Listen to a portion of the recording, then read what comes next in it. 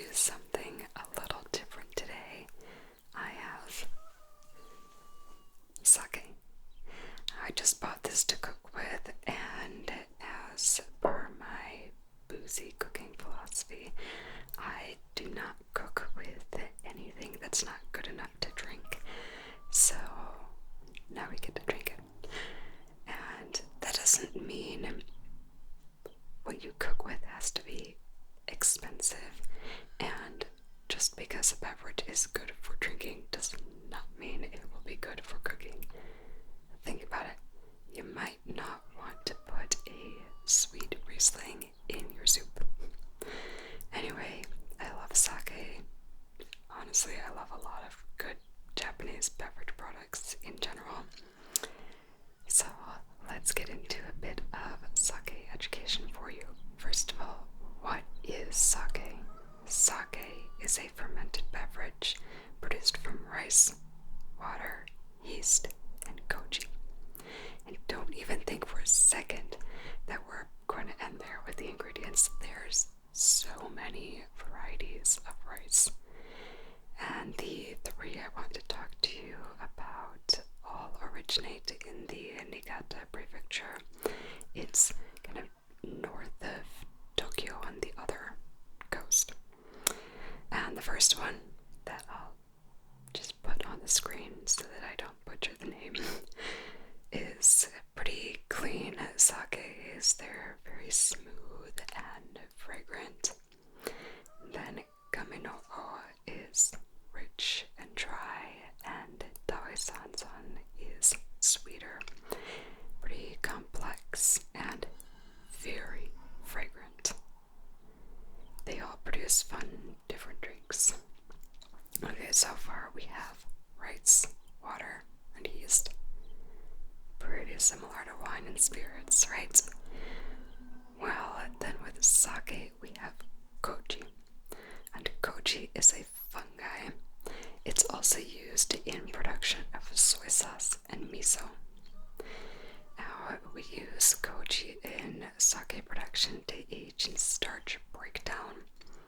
So, rice is a little different than, say, grapes or apples, in that it doesn't have easily accessible sugars.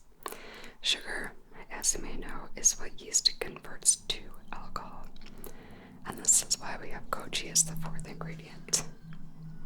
Okay, now that you know a bit about the ingredients, let's dive a little deeper into the rice, since that really is the star.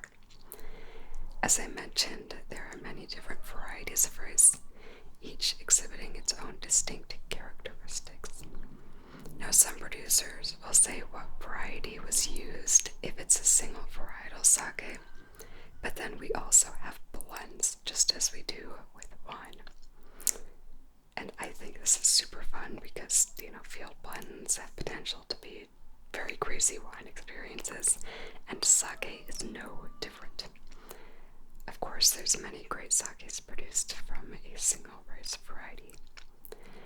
Now, one thing we do with all rice varieties is polish the grain. Well, why do we do that?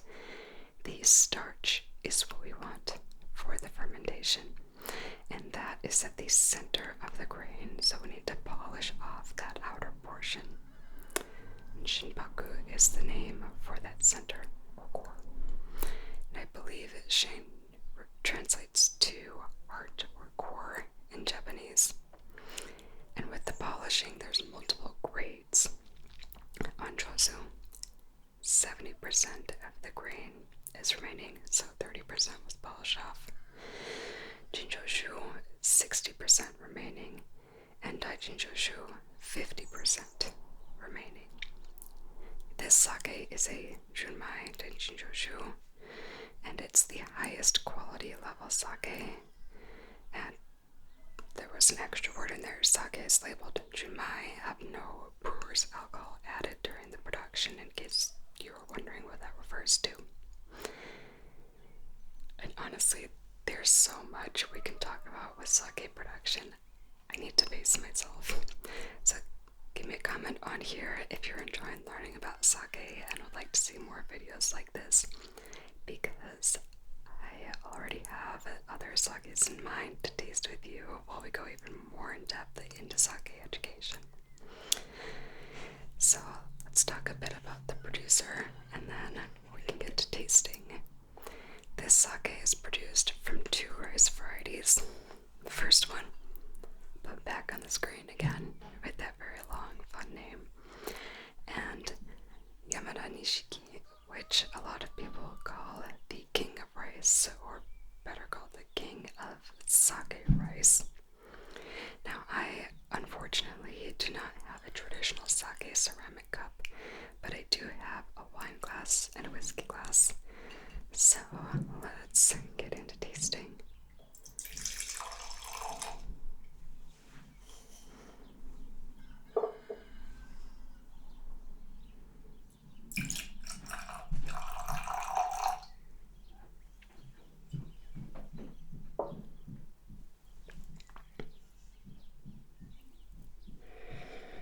I know this producer talks about apple, pear, and melon notes, all of which I notice in the sake.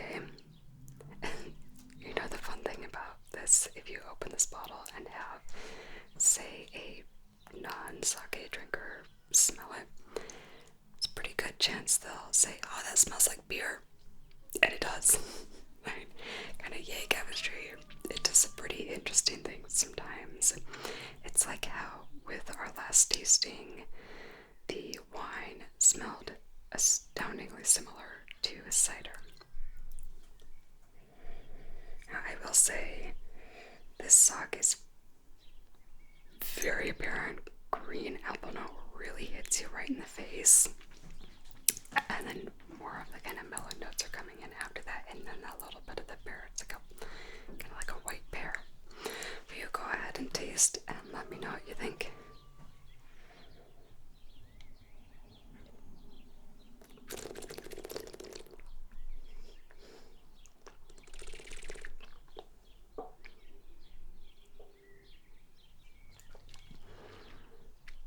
Now, you may have experienced, if you have had sake, different serving temperatures with it. This one I'm tasting just ever so slightly chilled. And I'll let you know the warm serving temperature names for fun. Kind of lowest to highest. It's Hiroharakan, Nodokan, Jokan, and Atsukan. The lowest of those is about 35 to 40 degrees Celsius, up to the highest about 50, 55. And you know what you should do is take a look at the sakes next time you go to the store and see what they offer. I mean, people take sake and add fruits and make these sparkling cocktails from it. I see tons of those in the store.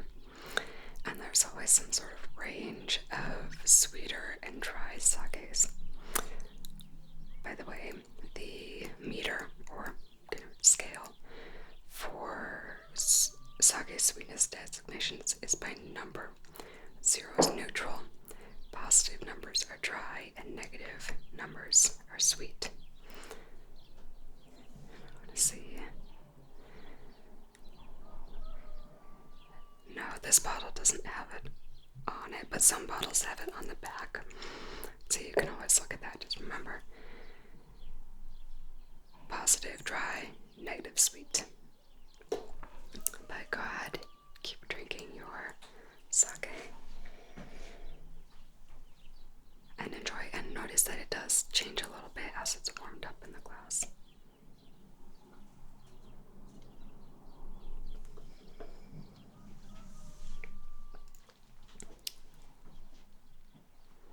Well, I had a great time tasting with